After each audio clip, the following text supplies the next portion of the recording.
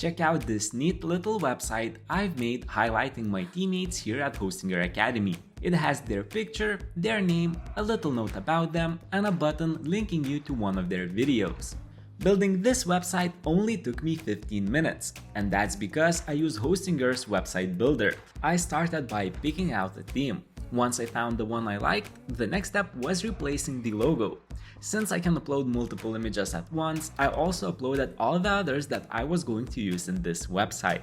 Changing stuff like images or text is super easy, so doing this was a breeze. After removing the unnecessary social media icons, I loved how it automatically added the YouTube one once I added the channel link. Then it was only a matter of adding my teammate's picture, writing their name and note, and editing the button to link you to their video. Finally, I removed all the news sections and edited the footer, and there you have it, a neat little website in 15 minutes.